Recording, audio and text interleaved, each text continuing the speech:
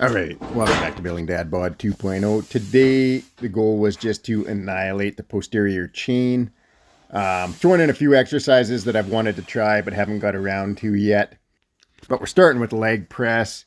Massive PR on leg press today. Heaviest I've gone is 725. Today, pushed it up to 775.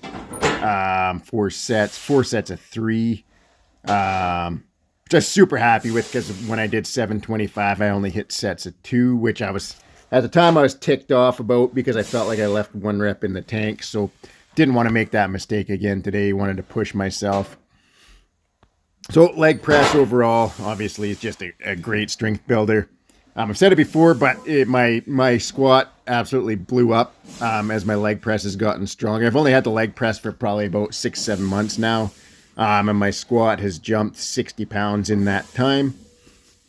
So after the low rep sets went to, dropped it to 675 and hit 2 sets of 8, that's a PR for me in terms of reps with that kind of weight. Again, it was like only a couple months ago when I first hit 500 pounds on leg press. So it's jumping up fast as I stay consistent with it.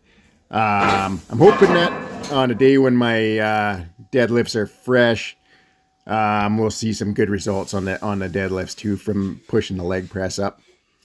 So here, this is one of the exercises I've really wanted to try. Razor curls on the GHD.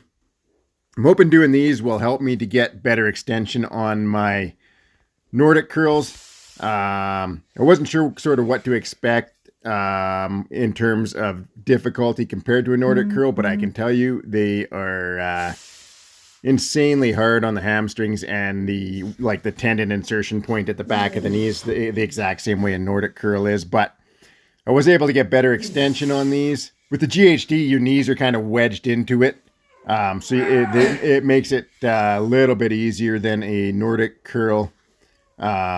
Same thing, you do Nordic curls on these. They're just easier than doing them with your knees flat on the floor.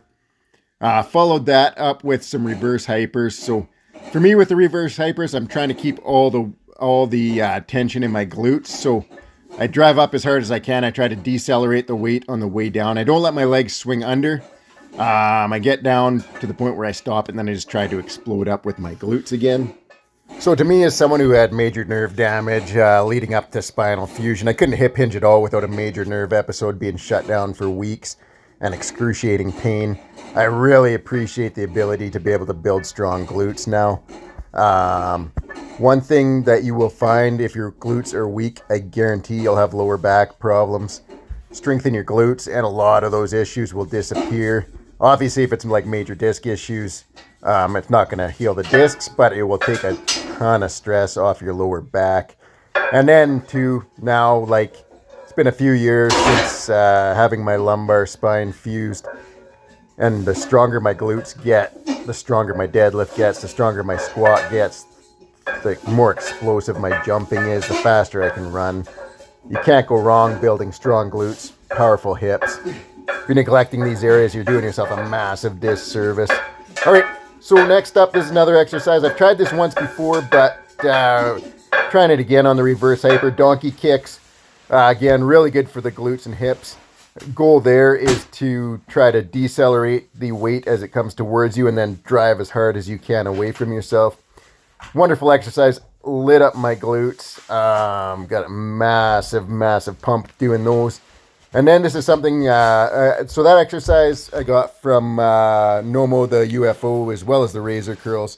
This one, I was watching Stop the Damn Tape the other day and saw him doing these with a 220-pound sandbag, and looked like both kind of pure hell and an amazing exercise all in one. Just a hip hinge, but also a good way to get good hip extension and just work on driving through hard with my hips, which will benefit the deadlift. So tried it 2 ways, holding the sandbag side horizontally and then having it stand up vertically. There I had just about bailed on that one. I swung it down and just about face planted into my bench.